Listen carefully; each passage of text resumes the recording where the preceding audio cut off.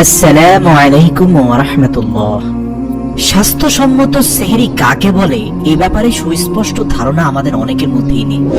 প্রিয় দর্শক, ইফতারের পরে রাতের খাবার কিভাবে খাবো এবং সেহরি আমরা কিভাবে খাবো এই বিষয় নিয়ে আজকের ভিডিও। শুরুতে বলে রাখি, রাতের খাবারের বিষয়ে আমরা চেষ্টা করব প্রচুর পরিমাণে সবুজ শাকসবজি খাবার তালিকায় যেন থাকে, এবং যারা ভাত খেতে চান তাদের ক্ষেত্রে বলবো ভাত খাবেন একটু অল্প পরিমাণে। চিন্তা করতে হবে ভাত আমরা খাবো ঔষধের মতো। বুঝতেই পারছেন, ভাতটা আসলে কম খেতে হবে। সবুজ শাকসবজির মধ্যে প্রচুর পরিমাণে ভিটামিন আছে। বিশেষ করে সারাদিন রোজা রাখার পরে সবুজ শাকসবজি শুধুমাত্র পারে আমাদের এই সকল ভিটামিনের ঘাটতি পূরণ করতে।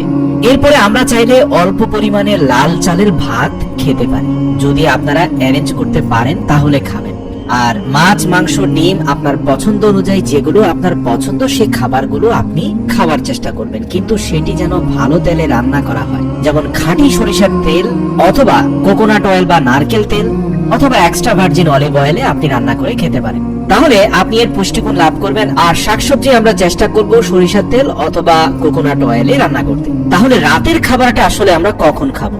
মূলত রাতের খাবারটা খেতে হবে ইফতারের পর মাগরিবের নামাজ পড়ে এসে হালকা কিছুক্ষণ অপেক্ষা করেই খেতে হবে।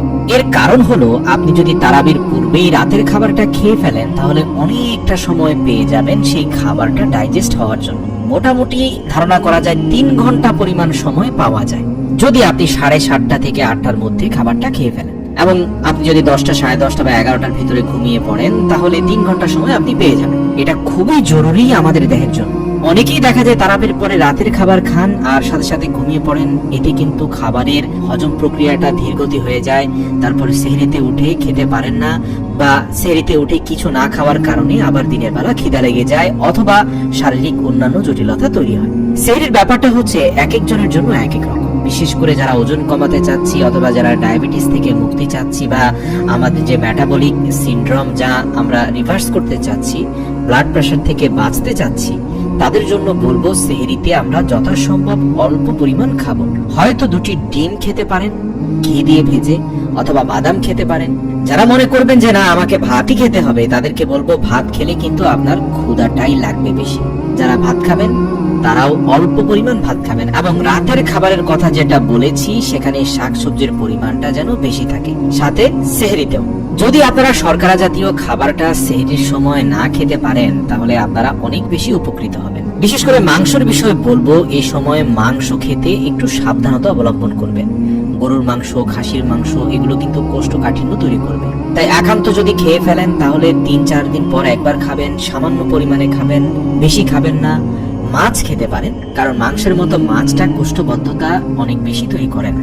আর তারাবির নামাজ পড়াকালীন ফাঁকে ফাঁকে একটু একটু পানি খাবেন, কারণ আমরা রোজার সময় সারাদিন পানি খাচ্ছি না, সেই ক্ষেত্রে শরীরে ডিহাইড্রেশন বেড়ে যায়। তাই তারাবির সময় ফাঁকে ফাঁকে পানি খাবেন, এতে আপনার সারাদিনের ডিহাইড্রেশনের ঘাটতি পূরণ হবে। অনেকে বলে থাকেন রোজায় মাথা ব্যথা করে, এটা মূলত পানি স্বল্পতার কারণে হয়ে থাকে। তাই সেহরির সময় চাইলে পানির সাথে কিঞ্চিত লবণ মিশিয়ে আপনি খেতে পারেন যদি আপনার রোজার সময় মাথা ধরাটা বেশি থাকে। একটা বিষয় খেয়াল রাখতে হবে, মাহে রমজানে ইফতারি বা রাতের খাবার হোক সেটা সেহরি, আমাদের খাবারগুলো খুব ভালোভাবে চিবিয়ে খেতে হবে। অনেকে আমরা দ্রুত খাবার খেয়ে ফেলি, কারণ সারাদিন ক্ষুধার্ত থাকি, ইফতারের সময় খুব তাড়াহুড়া করে খাবারটা খেয়ে ফেলি। এই তাড়াহুড়া করে গলদকরণ করার ফলে ভালোভাবে